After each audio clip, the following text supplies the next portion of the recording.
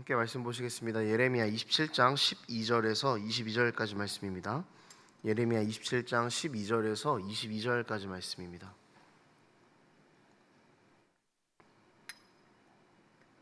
예레미야 27장 12절에서 22절까지 말씀 한 절씩 교독하겠습니다. 내가 이 모든 말씀대로 유다의 왕 시드기야에게 전하여 이르되 왕과 백성은 바벨론 왕의 멍에를 목에 메고 그와 그의 백성을 섬기소서. 그리하면 사실이라.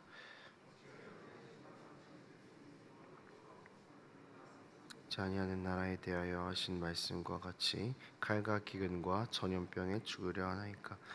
그러므로 당신들은 바벨론의 왕을 섬기게 되지 아니하리라 하는 선지자의 말을 듣지 마소서. 그들은 거짓을 예언함이니이다. 이는 여호와의 말씀이니라. 내가 그들을 보내어 이지 아니하였거늘 그들이 내 이름으로 거짓을 예언하니 내가 너희를 몰아내리니 너희와 너희에게 예언하는 선지자들이 멸망하리라. 내가 또 제사장들과 그 모든 백성에게 전하여 이르되 여호와께서 이와 같이 말씀하시기를 보라, 여호와의 성전 기구를 이제 바벨론에서 속히 돌려오리라고 너희에게 예언하는 선지자들의 말을 듣지 말라. 이는 그들이 거짓을 예언함이니라 하셨나니 너희는 그들의 말을 듣지 말고 바벨론의 왕을 섬기라. 그리하면 살리라. 황무지가 되게 하려느냐. 만약 그들이 선지자이고 여호와의 말씀을 가지고 있다면 그들이 여호와의 성전에와 유다의 왕의 궁전에와 예루살렘에 남아있는 기구를 바벨론으로 옮겨가지 못하도록 만군의 여호와께 구하여야 할 것이니라.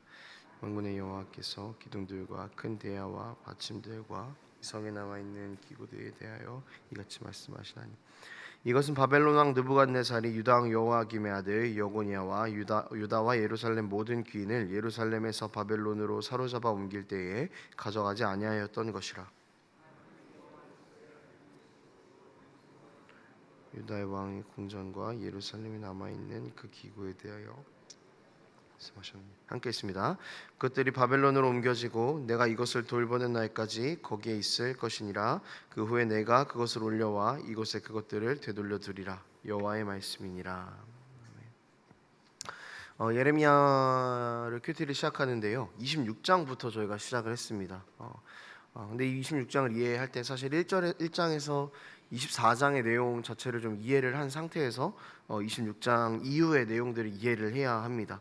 1장에서 24장의 내용은요, 이스라엘이 하나님에게 지켜야 했던 그 율법을 지키지 않고 하나님과 약속했던 것을 어겼다라는 것에 대한 이야기들이 나오고 있습니다. 그리고 그것의 잘못에 따른 심판이 나오고 있고요.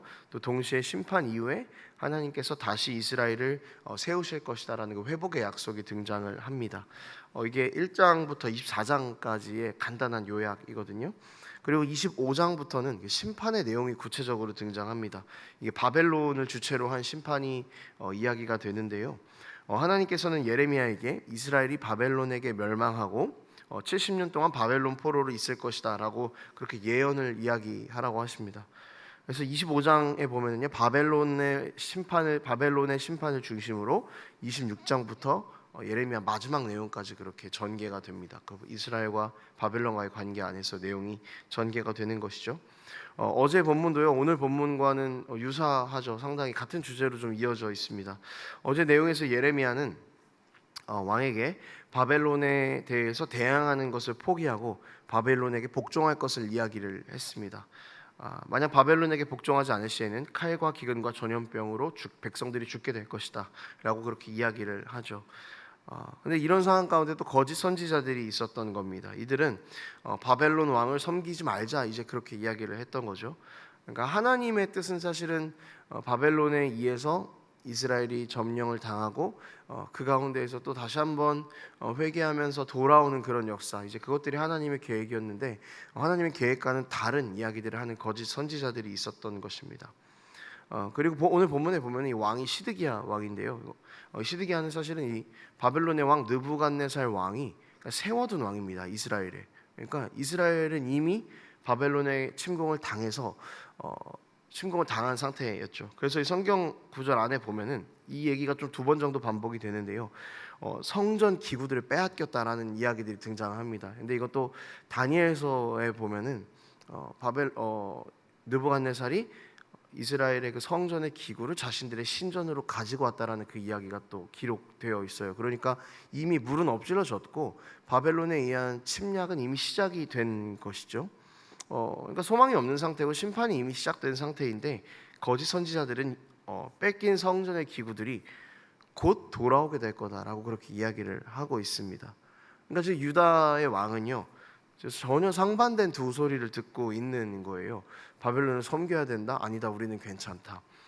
이런 상황 가운데에서 우리가 좀 생각해 볼 것들을 함께 좀 나눴으면 좋겠습니다.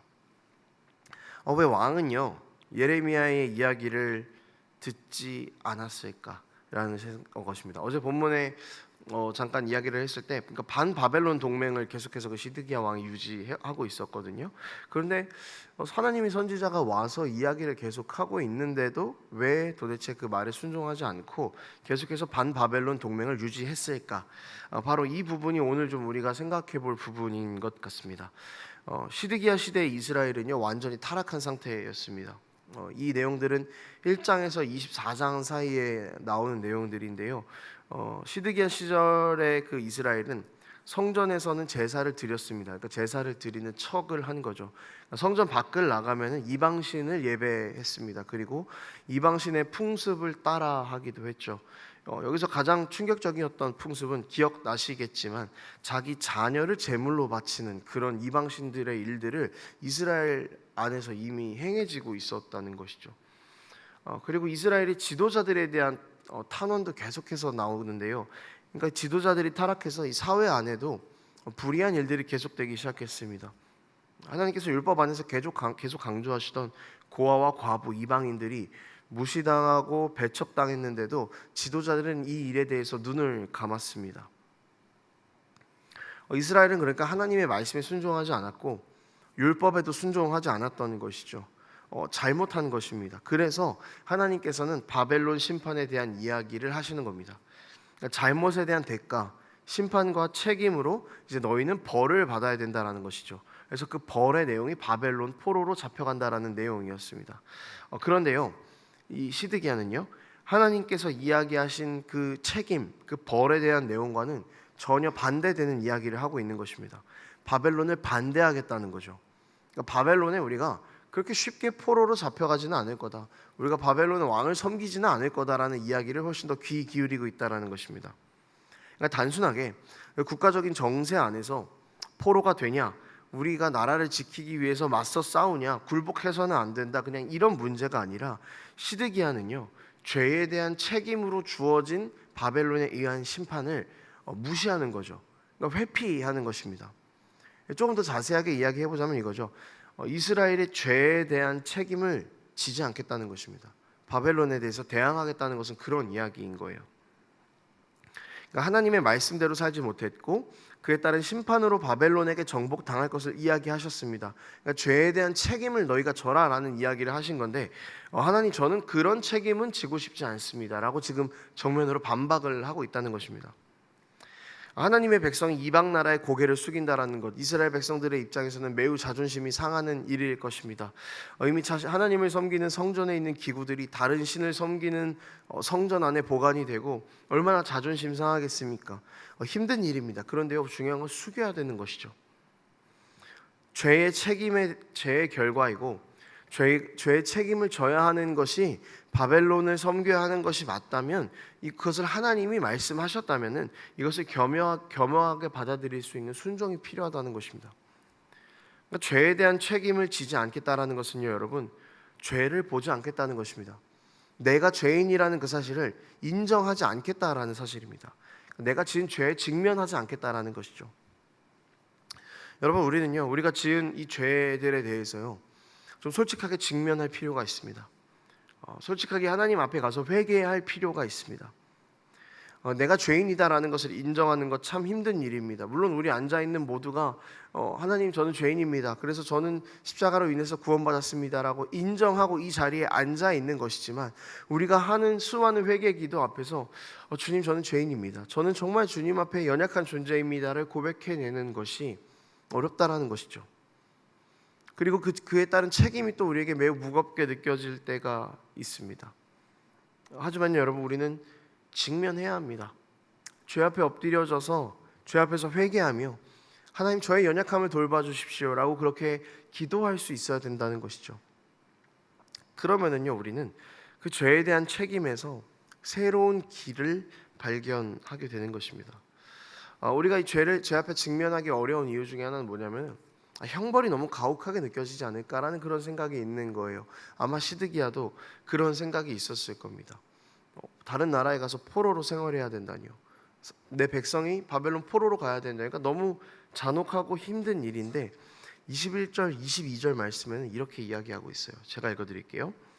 만군의 여호와 이스라엘의 하나님께서 여호와의 성전과 유다의 왕의 궁전과 예루살렘에 남아있는 그 기구에 대하여 이와 같이 말씀하셨느니라. 그것들이 바벨론으로 옮겨지고 내가 이것을 돌보는 날까지 거기에 있을 것이니라. 그 후에 내가 그것을 올려와 이곳에 그것들을 되돌려두리라. 여호와의 말씀이니라. 바벨론 신전의 성전의 기구들이 이미 옮겨졌습니다. 그러면서 이렇게 생각하는 거예요. 우리는 끝났다. 우리는 두렵다. 더 이상 이런 일을 마주하고 싶지는 않다. 그래서 우리가 삶에서 그 죄에 대해 솔직하게 마주하는 것을 너무나 두려워합니다. 그런데요, 오늘 본문은요 그렇게 이야기하지 않습니다. 22절에서요 바벨론 신전에 간 그 성전의 기구들이 있는데 하나님이 그것들을 돌보셨다라고 이야기합니다.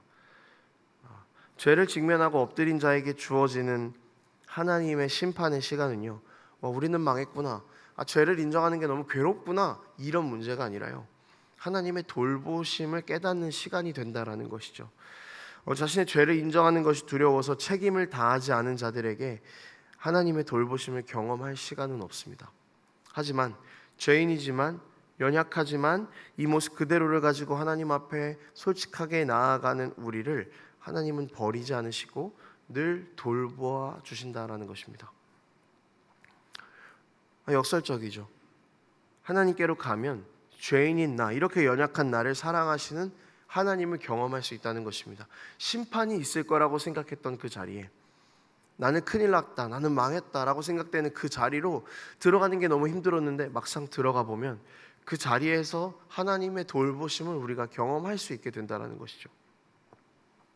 사랑하는 여러분, 하나님 앞에 엎드려져야 하는 우리의 죄의 문제들, 연약함들이 있으십니까?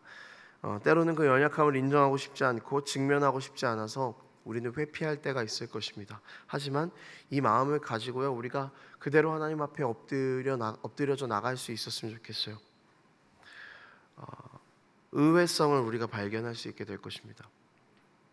자녀가요 부모님께 잘못한 것이 있어서 집에 들어가지 못하고 있습니다.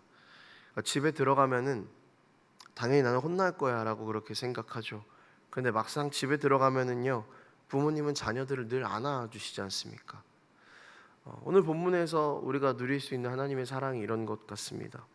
잘못한 것 같고 혼날 것 같고 하나님에 대하여 늘 반대되는 삶을 살아가지만 이 모든 연약함을 인정하고 우리가 주님 앞에 엎드릴 때에 우리는 우리를 안아주시는 그 하나님의 사랑을 경험할 수 있게 될 것입니다.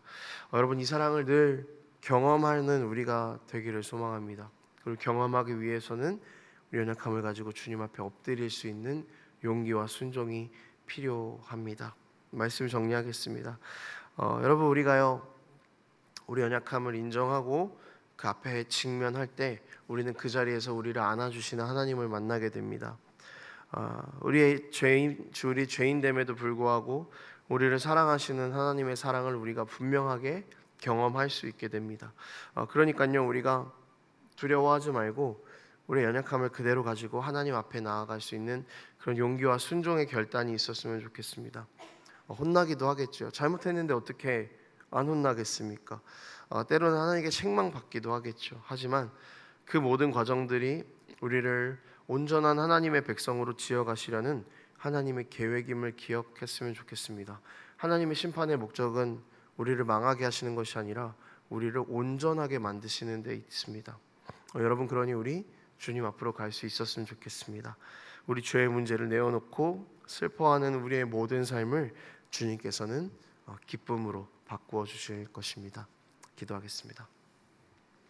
하나님 아버지, 우리는 여전히 죄에 직면하는 것을 두려워하고 잘못하는 것에 대한 책임을 지는 것을 회피하고 그런 연약한 모습들을 늘 보입니다. 그러나 주님, 이제 이런 모습들을 내려놓고 주님 앞으로 나아갑니다. 하나님, 나를 용서해 주십시오. 하나님, 나를 붙잡아 주십시오. 그리고 그 가운데에서 나를 구원하신, 또 나를 사랑하신 하나님의 사랑을 누릴 수 있도록 주님 붙잡아 주십시오. 주님 앞으로 가는 용기와 주님 앞으로 가는 그 순종의 결단들이 우리 삶 가운데서 늘 끊이지 않을 수 있도록 아버지, 우리를 붙잡아 주시옵소서. 감사드립니다. 예수님 이름으로 기도합니다. 아멘.